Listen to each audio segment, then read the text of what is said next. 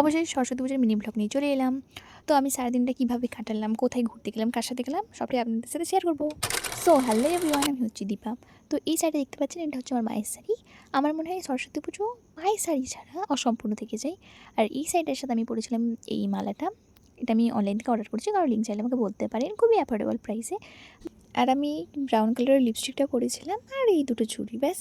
তারপরে আমরা চলে গিয়েছিলাম আমাদের হাই স্কুলে পুষ্পাঞ্জলি দেওয়ার জন্য, কিন্তু সেখানে পুজো সম্পূর্ণ হয়ে যাওয়ায় আমরা ওখানে পুষ্পাঞ্জলি দিতে পারিনি। তারপরে আমরা কোনো ক্রমে রাস্তায় পুষ্পাঞ্জলি দিয়েছি তিনজনে একসাথে। আমাদের পুষ্পাঞ্জলি দেওয়া হয়েছে পাক্কা 1:30টার সময়। তারপরে আমি চলে গিয়েছিলাম স্টেশনে, যেখানে আমার আন্নুর সাথে মিট করার কথা ছিল, আর আমরা দুজনেই ঘুরতে যাওয়ার কথা ছিল। আর হ্যাঁ, আজকের আমার ঘোরার পার্টনার ছিল আন্নু।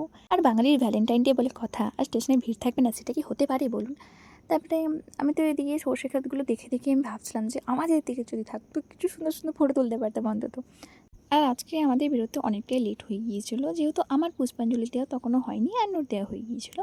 তো যাই হোক, অবশেষে আমরা এসে পৌঁছে গিয়েছি স্টেশনে। তো এটা হচ্ছে গিয়ে বেলুড় স্টেশন। তো হ্যাঁ, ঠিকই ধরেছেন, আজকে আমরা যাচ্ছি বেলুড় মঠ। তো আমরা স্টেশন থেকে টোটো ধরে নিয়েছিলাম। একই তো আমাদের লেট হয়ে গেছে বেরোতে, আমরা পৌঁছেওছি লেটে। প্লাস আবার টোটোওয়ালা আমাদের বেশ কিছুক্ষণ বসিয়ে রেখেছিলেন। অবশেষে আমরা এসে পৌঁছে গিয়েছি বেলুড়। তো এখানে দেখছিলাম রাস্তার দুপাশে বেশ ছোটো ছোটো দোকান বসেছে, সুন্দর সুন্দর জিনিসপত্র নিয়ে। আর আমরা এসে প্রথমে চলে গিয়েছিলাম রামকৃষ্ণ মিশন বিদ্যা মন্দিরে, যেখানে আমি প্রবেশ করা মাত্রই মুগ্ধ হয়ে গেছি। মানে চারিপাশে শুধু ফুল আর ফুল দিয়ে ডেকোরেশন করা আছে। ওখানে আমরা বেশ কিছুক্ষণ সময় কাটানোর পর আমরা চলে এসেছিলাম বেলুড় মঠ। ভিড়টা শুধু দেখুন একবার। তারপরে আমি আর অন্য কিছু ভালো ভালো ক্লিপস নিলাম, যেটা আমি ইনস্টাগ্রামে পোস্ট করবো, আপনারা আমাকে ওখানেও ফলো করতে পারেন। তো এখানে দেখুন, স্টেশনে নেমে একটা বিচ্ছুর সাথে দেখা হয়ে গেছে। তো বাড়ি আসা মাত্রই এনারা দুজন আমাকে এসেছিলেন নিয়ে যেতে। হো হো, স্পেশাল গেস্ট কি না।